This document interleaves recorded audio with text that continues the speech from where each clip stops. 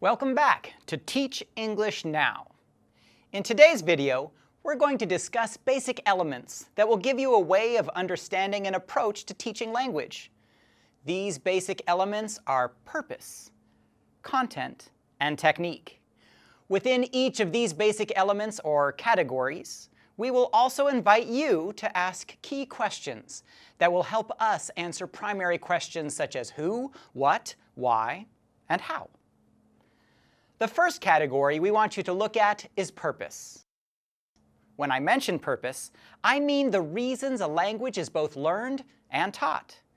In other words, why do you teach a language?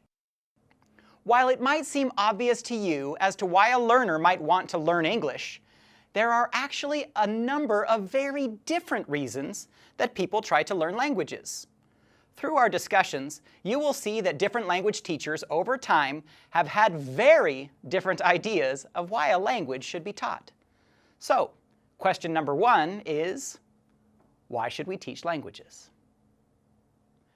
The second question doesn't ask why a language is learned, but rather who is learning a language. The second question, who should we teach, is also related to purpose.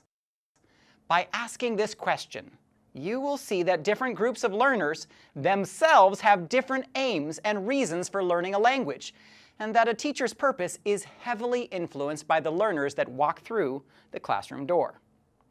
Let's move on to the category of content. When we discuss purpose, we think of the question words why and who. Can you guess what question word we ask when we think about content? The answer, as you may have already guessed, is what.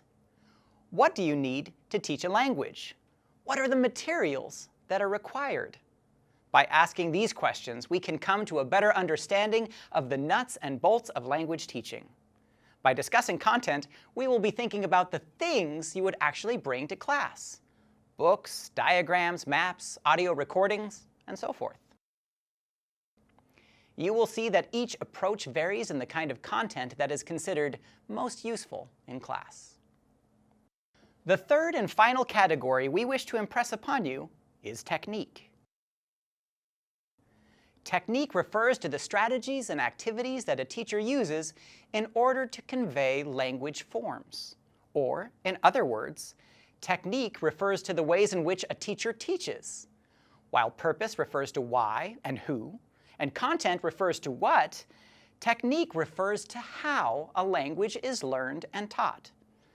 You can probably guess by now what our next questions are. The questions are, how does a learner learn a language, and how should a teacher teach? The last question is a little less intuitive, but relates to the overall philosophy of teaching. The question is, how do we help students to remember a language? Before we begin our exploration of the different methods and approaches to language teaching through time, let me offer a small word of advice. One of the very fundamental ideas we want to impress upon you is the idea that purpose shapes both content and technique. Let me say that again.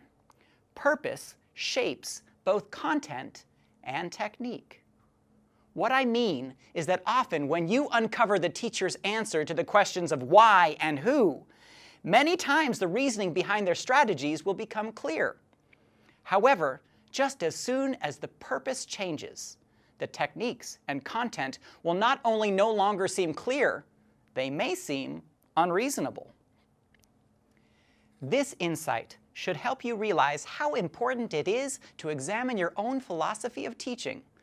Not only what materials you might use and what strategies you might employ, but more fundamentally, what is the reason you teach English and what are the purposes that your learners have for gaining language proficiency?